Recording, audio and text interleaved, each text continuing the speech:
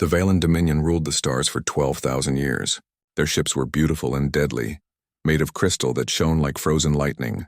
They controlled 47 galaxies. No one dared to fight them. No one could win. The Dominion had a simple rule. They called it the Grand Equilibrium. It meant they stayed strong and everyone else stayed weak. If a species invented something too powerful, the Dominion took it away. If someone refused to obey, the Dominion destroyed them. This system worked for thousands of years. Admiral Tahoe stood on his warship, the Infinite Ascent. He was not Valen. His species had been conquered long ago, but he was smart and loyal, so the Dominion let him rise through their ranks. He had fought in 100 wars. He had seen 100 species kneel before the Dominion's power. His officer, Jinha, walked up to him. She held a data pad in her hands. Her face showed no emotion. In the Dominion, showing emotion was weakness. Admiral, we found another species with faster-than-light travel. They are in the outer regions. Tahoe barely looked up. This happened every few years. Some species would figure out how to travel between stars. The Dominion would show up. The species would join the Empire. Sometimes they fought back. They always lost. What do they call themselves? Tahoe asked. Humans. They live in a system called Sol, third planet from their star. Carbon-based life. They breathe oxygen. 2 legs, 2 arms. Nothing special about them. Tahoe looked at the data. The humans were primitive. Their ships used fusion drives that took decades to travel distances the Dominion could cross in hours. Their weapons were basic. Chemical explosives and early plasma technology. They posed no threat. Send them the standard message. Tell them to join us at Tier 7. They can work in our factories. Give them 20 cycles to integrate fully. But something in the data bothered Tahoe. He looked more carefully. The humans had developed technology very fast. Too fast. They went from chemical rockets to faster-than-light travel in just 2 cycles. Most species took 10 or 20 cycles to make that jump. Show me their military installations, he said. The hologram changed. It showed dozens of weapons platforms orbiting their planets. Underground bunkers. Hidden bases on asteroids and moons. The humans had been preparing for war. They fight each other, Jinha said. They have been at war for their entire history. They only stopped fighting among themselves 1 cycle ago. Tahoe felt uneasy. The Dominion's strength came from its knowledge of war.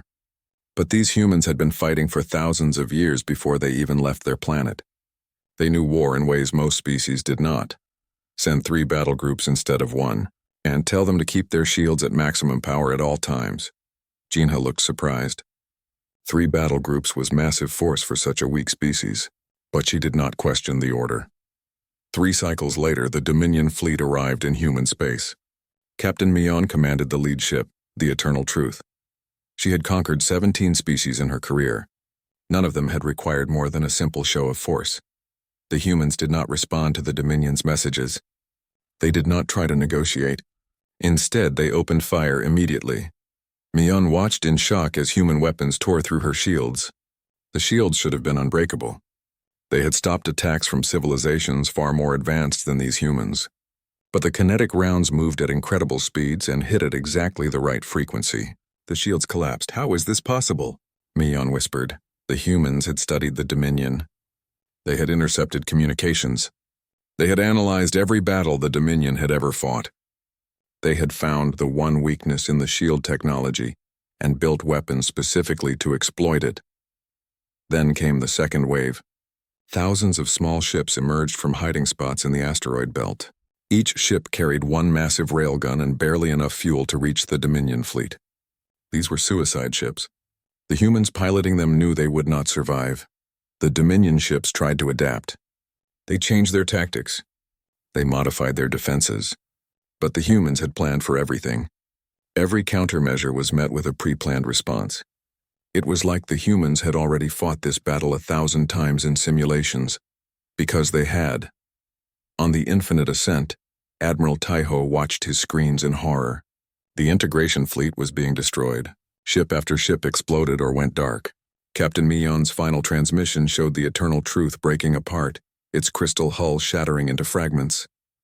This has never happened, Jinha said quietly. Not in 12,000 years. No primitive species has ever defeated us. Tahoe could not speak. He watched the tactical display as the last Dominion ship was destroyed. The humans had won. A species that had only just learned to travel faster than light had destroyed 3 battle groups of the most powerful empire in the galaxy. Tejo finally understood. The humans had not won because they had better technology. They had won because they understood something the Dominion had forgotten. War was not about who had the biggest weapons. It was about who could adapt faster, who could think better, who could learn from their enemies and use that knowledge against them. The humans had spent thousands of years fighting each other. They had learned every dirty trick, every clever strategy, every way to win against a stronger opponent. They had taken all that knowledge and turned it against the Dominion. The grand equilibrium was built on one assumption, the assumption that primitive species could never threaten their superiors. That overwhelming force was always enough. That the Dominion would always be stronger, smarter, better. The humans had just proved that assumption wrong. Tejo looked at the empty screens where his fleet had been. He thought about the 12,000 years of Dominion rule. He thought about all the species that had tried to resist and failed. He thought about the grand equilibrium and the empire that seemed eternal, and he knew with absolute certainty that everything was about to change. The humans had not just won a battle. They had shown the entire galaxy that the Dominion could be beaten, that the empire was not invincible, that resistance was possible. The age of the Valen Dominion was ending. The age of humanity was beginning, and the galaxy would never be the same again. The Council of Eternal Voices met in their ancient chamber. This chamber was special. It was carved from a single crystal that existed partly outside normal space and time. All 7 council members were present. This had not happened in living memory. They only gathered like this for the most important events. Today they were witnessing something impossible. High Counselor Yunji spoke first. Her voice carried the weight of 16,000 years of life. 3 battle groups, 73 ships, all destroyed by a species that achieved faster than light travel less than 5 cycles ago. The council watched the battle recordings again. Each time they watched, they saw new details. The humans had not just won through luck. They had planned everything. Every move had a backup plan. Every backup plan had another backup. The Dominion fleet had never even reached the real defenses. Counselor Tejo studied the patterns. It is not just that they won. It is how they won. They did not overpower us with superior technology. They studied us. They learned our patterns. They found weaknesses we did not know existed. Counselor Hiren added her thoughts. Our shields have withstood attacks from civilizations far more advanced than these humans. Yet they found the one vulnerability that could be exploited with primitive weapons. How Admiral Tejo stood at the edge of the chamber. He was not allowed to sit with the council because he was not Valen, but they had summoned him for his expertise.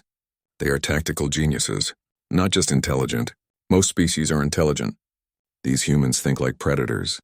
They see conflict as a puzzle to solve. Yunji's 3 eyes focused on him. Explain. Tejo pulled up human historical data.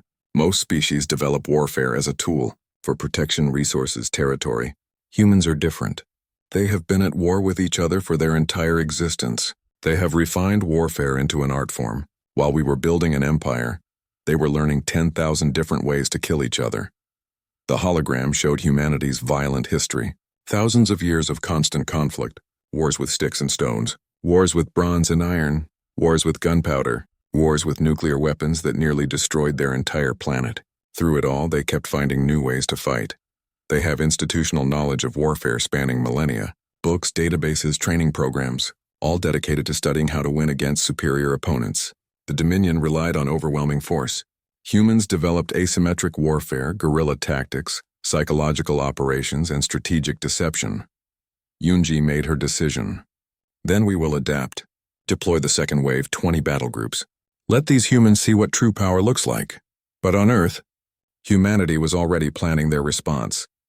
Commander Borum stood in the war room deep beneath the Atlantic Ocean. Holographic displays surrounded her, showing the approaching Dominion fleet. 20 battle groups, more firepower than humanity had ever faced. The other commanders looked nervous, but Borum felt only calm focus. General Kyung spoke. They are sending more ships. They think quantity will overwhelm us. Borum smiled. Good. Let them think that is the problem. She pulled up battle plans that humanity had been developing for 5 years. Ever since they first detected Dominion scout probes in their system, they had been preparing. The first battle had been designed not just to win, but to teach, to show the Dominion that humans could fight, to make them think they understood human tactics. It had all been a demonstration, a controlled performance designed to hide humanity's real advantages.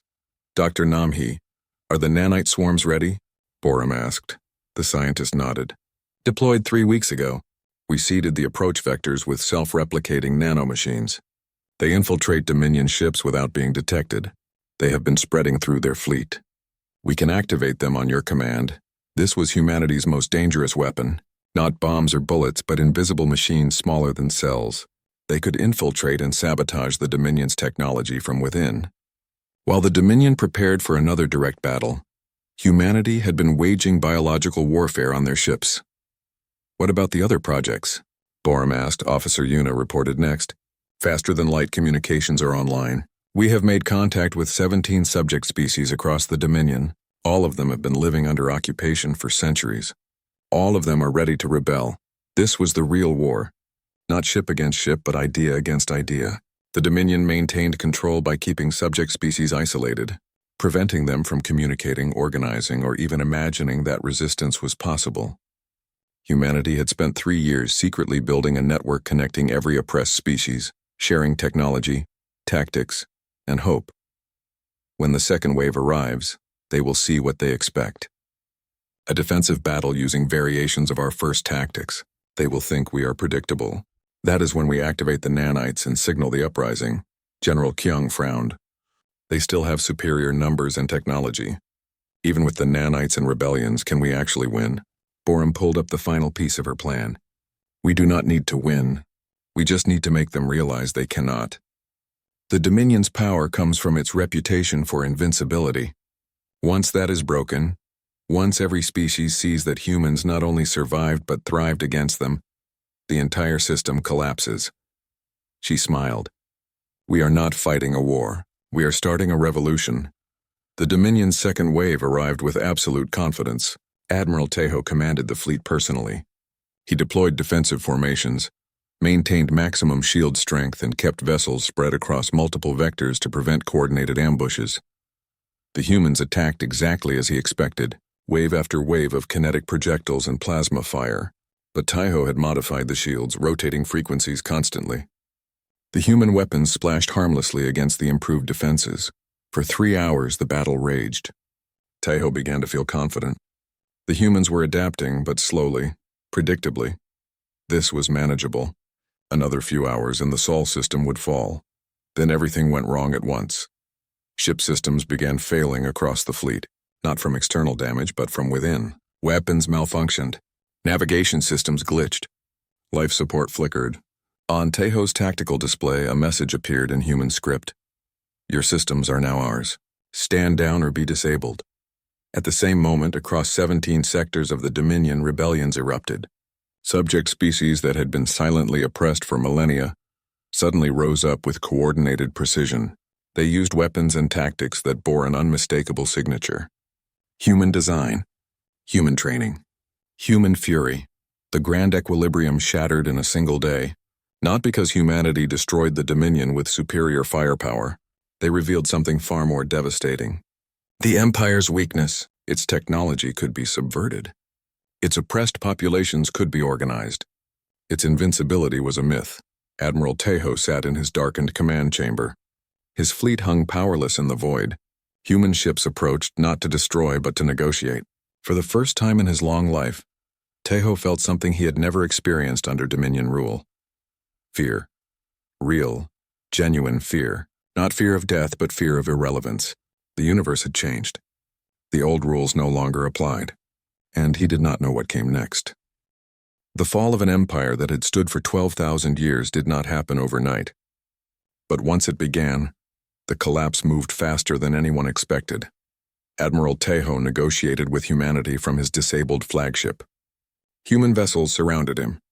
They could have destroyed his entire fleet easily, but they chose not to. That choice, that mercy, cut deeper than any weapon. Why? He asked Commander Borum when she appeared on his screen. You have us at your mercy. We came to conquer you. Why let us live? Borum's face showed no emotion. Because dead empires leave power vacuums. Living empires can be reformed.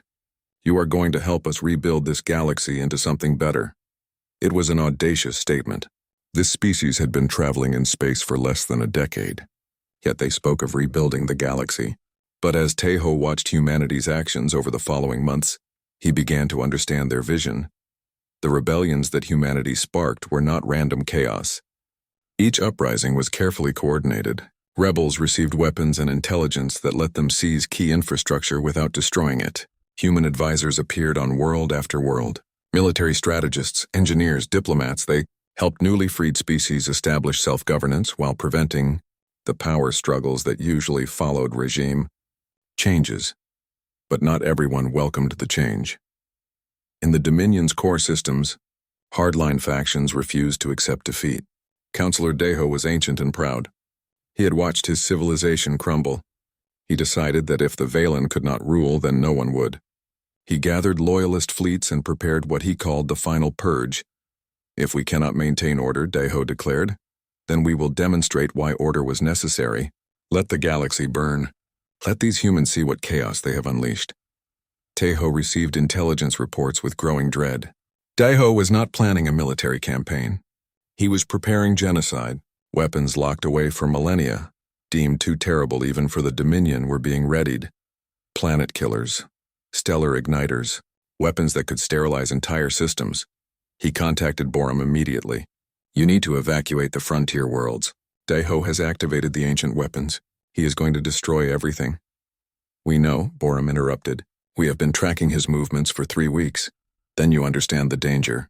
These weapons cannot be stopped by tactics or clever strategies. They will destroy everything in their path. You need to run. We are not running. And we are not letting Deho commit genocide. We are going to stop him. How? You barely have enough ships to defend Sol, let alone face a full Dominion battle fleet armed with ancient weapons. We are not facing them with ships. We are facing them with ideas. And we need your help. That was how Tejo found himself working alongside humanity, not as their prisoner or puppet, but as their partner. Borum showed him what humanity had been building in secret. A network not just of communications, but of shared knowledge. Every tactical database from Earth's military history, translated and distributed to newly freed species. Training programs, industrial templates, scientific breakthroughs. The Dominion maintained power by hoarding knowledge. You kept your subject species dependent, never letting them advance beyond certain thresholds. We are doing the opposite. We are giving away everything we know. That is insane, Tejo said. You are arming potential rivals, creating competitors who might one day threaten humanity. Yes, but we are also creating allies, partners, friends. We learned something from our own history. Empires built on domination always fall, but coalitions built on mutual benefit can last forever. It was a gamble of staggering proportions. But as Tejo watched humanity's strategy unfold, he saw the genius in it. Every species that humanity helped became invested in the new order. Every world that received human technology became a node in an expanding network of cooperation. When Deho's loyalist fleet arrived at its first target, a world called Helixar Prime, they found it defended not by human ships but by a coalition of 17 species. Each one used tactics and weapons learned from humanity. The battle was brutal. Deho unleashed the ancient weapons without hesitation. Entire defense platforms vaporized in seconds. But the coalition held, adapting to each new threat with tactical flexibility that humanity had taught them. And more importantly, they broadcast everything. Every species in the galaxy watched as Deho revealed the true nature of the Dominion, not benevolent overlords maintaining order, but tyrants willing to commit genocide rather than lose power. Whatever sympathy the old empire might have retained evaporated in hours. As coalition forces began to falter under the ancient weapons, human ships finally arrived. Not a massive fleet, but something stranger. A single vessel broadcasting on all frequencies. Attention, Dominion forces. This is Captain Jiwoo of the UES Prometheus. We are activating a weapon you have never encountered. It does not exist in your tactical databases. Stand down now or we demonstrate why humanity spent 2 centuries afraid of itself. Deho laughed at the transmission. One ship against his entire fleet? He ordered his weapons to target the human vessel. The Prometheus fired. What emerged was not missiles or energy beams.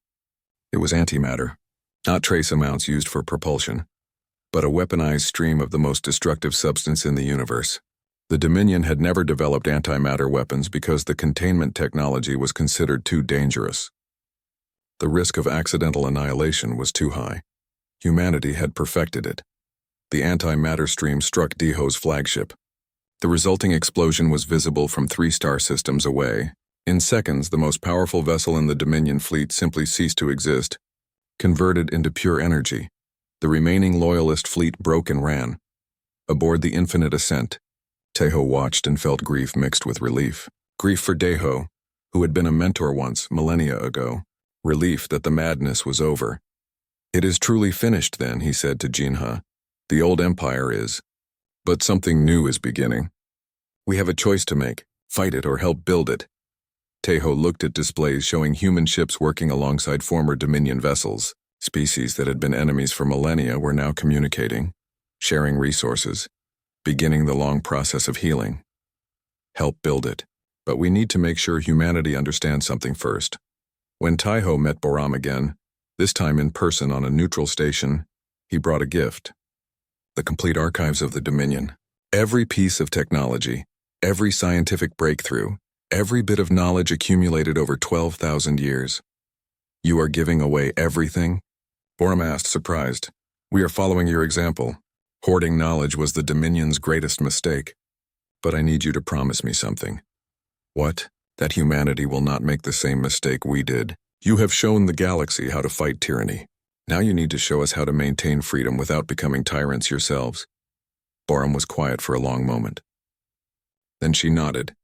"That is the hard part, is it not? Winning the war is easy compared to winning the peace. But we will try. That is all anyone can do. Keep trying to be better than we were yesterday." It was not a perfect answer, but it was an honest one. And as Deho looked at this human commander, this representative of a species that went from spaceflight to galactic revolution in less than a decade, he felt something he had not experienced in millennia. Hope. 6 months after the fall of the Dominion, the galaxy was learning that freedom came with costs that empires never had to pay. Ambassador Soo-hyun stood in the assembly hall on the diplomatic station humanity had built at the center of former Dominion territories. Around her, representatives from 47 species argued in dozens of languages. The translation system struggled to keep up with the heated debates. The issue seemed simple: how to divide the Dominion's former territories. But simple questions rarely had simple answers when 47 species each believed they deserved compensation for centuries of oppression. "The Korath worlds rightfully belong to the Korath," declared Ambassador Zevik, his scales flushing angry red. "The Dominion stole them 3,000 years ago. Now we take them back. Those worlds have been settled by Velik's populations for 2,000 years, countered Ambassador Thrix. You cannot simply displace billions of civilians because of ancient claims. The argument escalated. Voices rose. Soo-hyun could see the meeting collapsing into chaos. This was the 3rd territorial dispute this week. They had not even begun addressing resource distribution, reparations, or thousands of other issues needing resolution. She activated her translator. "Enough. We are not solving this by shouting. The Dominion maintained order through force. We need to find a better way, and what way is that?" Zevik demanded. "Humans destroyed the old order. Do you have a new one to offer?" It was a fair question, one that kept Soo-hyun awake at night. Humanity had shown the galaxy how to overthrow tyranny, but they had not provided a blueprint for what came next. Democracy required educated populations, established institutions, and most importantly, time. Time to develop the cultural frameworks that made self-governance possible. We propose a transitional council. Representatives from each species, working together to address disputes through negotiation rather than force. Not perfect, but better than war. Negotiation. Zevik spat the word like a curse. The Dominion negotiated too, with weapons. At least they were honest about it. Before Soo-hyun could respond, alarms blared. Emergency broadcast flooded every screen. A crisis was developing in the outer reaches. A warlord named Karn, a former Dominion commander, had seized control of 3 systems. He declared himself the new emperor and was attacking neighboring worlds with salvaged Dominion weapons. The assembly erupted into panic. This was exactly what everyone feared. The power vacuum filling with violence. Where are the humans? Someone shouted. They broke the Dominion. Let them fix this. Soo-hyun felt the weight of expectation crushing down on her.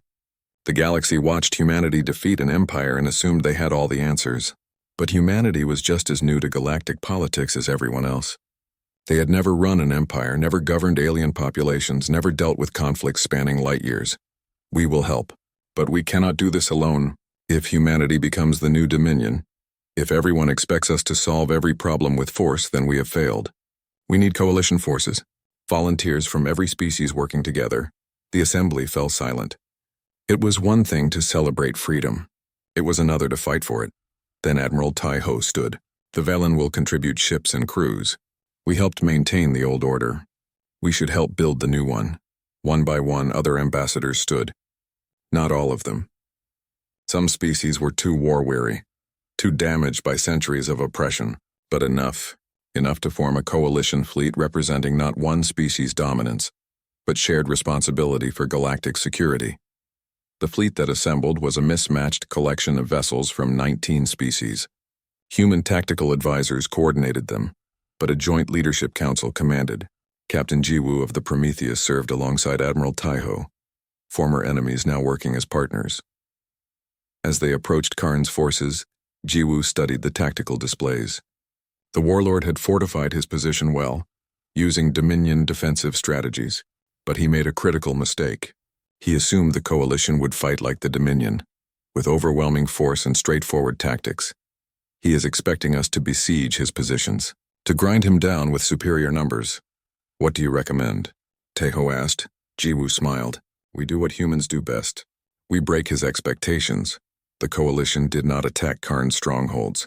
Instead, they broadcast his crimes across every frequency.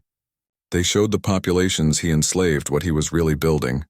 Not a new order, but a personal kingdom built on their suffering. Human psychological warfare specialists, working with alien sociologists, crafted messages that resonated with each enslaved population's culture and values.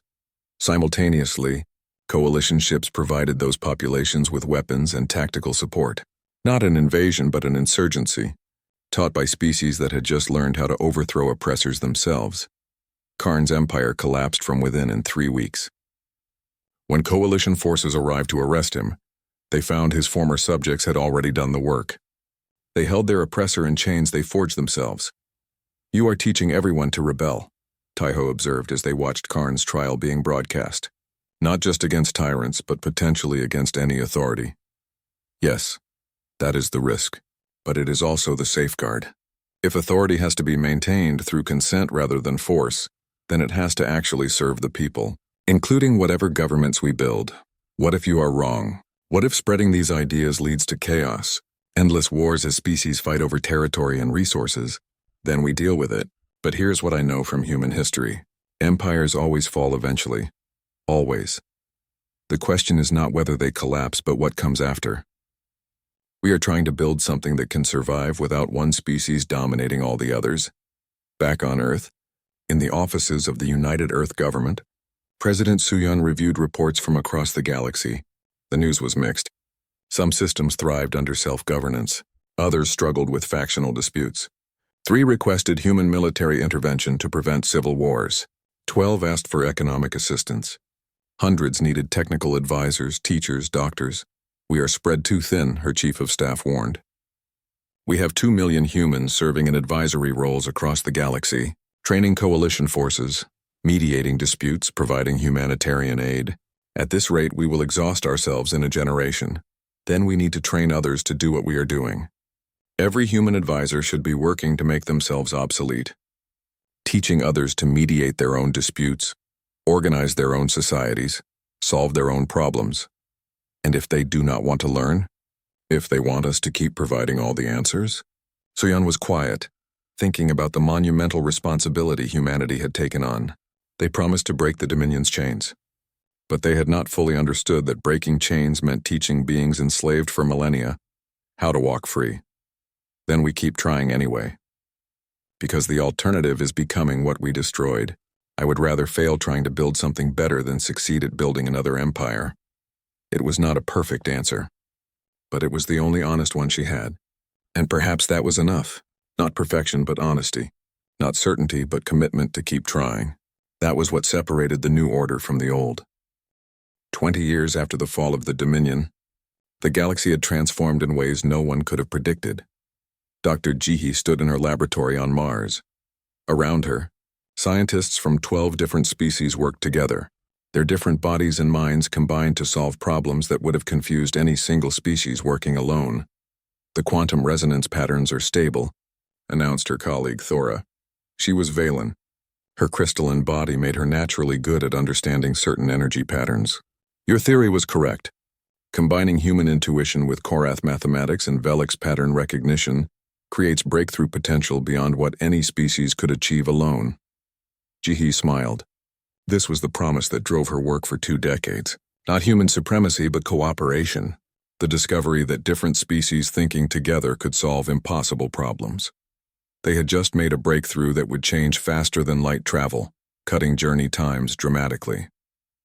And they did it together, but not everyone celebrated such cooperation.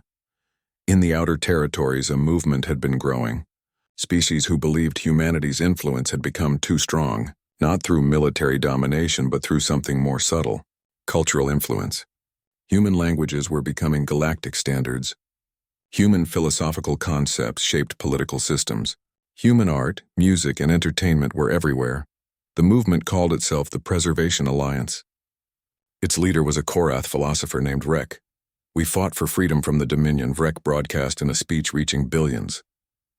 But have we simply exchanged Valen chains for human influence? Our children speak human languages, consume human media, adopt human values. In another generation, what will be left of our own cultures? It was a question that troubled many, including humans themselves. Ambassador Suhyun, now the human representative to the Galactic Council, listened to Rek's speech with worry. He was not wrong. Human culture was spreading rapidly, not always by choice. Success bred imitation. Species that adopted human methods tended to thrive. Those that did not struggled. Was this a new kind of empire? One that conquered not through weapons but through ideas? The council met to address Rek's concerns. For the first time in 20 years, humanity found itself defending its actions. We never asked to be anyone's template. We shared what we knew because you asked us to. But Rek is right. We need to be more careful about cultural preservation. Not every solution has to be the human solution. Words, Rek replied coldly. The Dominion also spoke of respecting diversity while enforcing conformity. How are you different? Suhyun took a breath. I do not know if we are different, not yet, but I can tell you what we are trying to be. Partners, not rulers. Learning from you as much as you learn from us. But you are right that we have been failing at that. So here is what I propose. She pulled up a proposal. Universal Cultural Preservation Protocols. Protections for endangered languages, traditions, knowledge systems. But more than that. Active cultivation. We establish institutions dedicated to studying and celebrating non-human cultures. We make sure human children grow up learning alien philosophies. Not just teaching them. We make cultural exchange a true exchange, not one-way influence. And who enforces these protocols? Rek asked. Humans? No, all of us. That is the whole point. The council itself needs to change. Humanity should not have extra influence just because we sparked the revolution. We need true democratic representation. Every species getting a voice proportional to its population, not its military strength or historical importance. It was a radical proposal. Humanity would voluntarily reduce its own power, trusting the galaxy to govern itself fairly. The debate lasted 3 months. But in the end, the restructuring passed. The Galactic Council became the Galactic Assembly, with representatives from every species chosen through democratic processes tailored to their own cultures. On Earth, some viewed it as humanity surrendering the influence they earned. President Wanho faced fierce criticism from opponents who argued humans had sacrificed too much, given up too much power. But in his address to humanity, Wanho was firm. We did not fight the Dominion to become the new Dominion. We fought to prove there was a better way. If we are not willing to trust others with power, then we never truly believed in freedom at all. 5 years later, Admiral Taiho, now retired, stood in the memorial garden on the diplomatic station. Around him, Monuments honored those who died in the revolution and the years that followed. Dominion soldiers, coalition fighters, civilians caught in the crossfire. No distinction made between species or sides. Beside him, Commander Borum, also retired, stood in quiet thought. "Do you think we succeeded?" Tejo asked. Borum considered carefully. "Define success. We destroyed a 12,000-year-old empire, created a galactic democracy that seems to be working, made incredible scientific advances, prevented several wars and stopped wannabe tyrants, but there are still conflicts, still poverty and inequality, still species that resent human influence or veil in history. The galaxy is not paradise. Paradise is impossible. Different species, different values, different needs. True unity would require everyone thinking alike, which is just another word for tyranny." Borum nodded. "So maybe success is not about achieving perfection. Maybe it is about creating a system where problems can be solved without warfare, where disputes are handled through dialogue instead of domination, where no single species holds all the power." They stood in silence, watching representatives from dozens of species moving through the garden. Former enemies, now colleagues, sometimes even friends. "I hated your species once," Tejo admitted. "When you first destroyed our fleet, I thought you were barbarians, primitive warmongers who would burn the galaxy in chaos, and now I think you are just people. Brilliant and flawed, generous and selfish, visionary and short-sighted, like every species. You showed us how to fight. But more importantly, you showed us that fighting was not the only answer." Decades later, historians would debate whether humanity's intervention was positive or negative. Some argued they prevented centuries of suffering. Others contended they disrupted natural evolution and imposed their values on unwilling populations. But perhaps the most important measure was simply this: the Galactic Assembly still existed. 47 species, along with dozens who achieved spaceflight in the intervening decades, working together to solve shared problems, not always agreeing, often arguing, sometimes failing, but always trying to find solutions that did not require one species conquering another. The universe had not bowed to humanity's rule. Humanity refused to rule at all. Instead, they shattered the very concept that any species should rule the others, and in doing so, they gave the galaxy something it never truly had before: a chance to be better, to learn from mistakes instead of repeating them, to build something not perfect but continuously improving, to prove that beings of different origins could find common ground without abandoning what made them unique.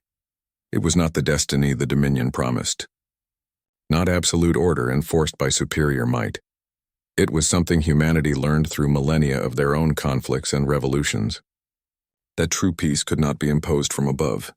It had to be built from the ground up, by countless beings making the choice again and again to cooperate instead of dominate. The galaxy would never be perfect, but it could be free. And in the end, that was enough. The end.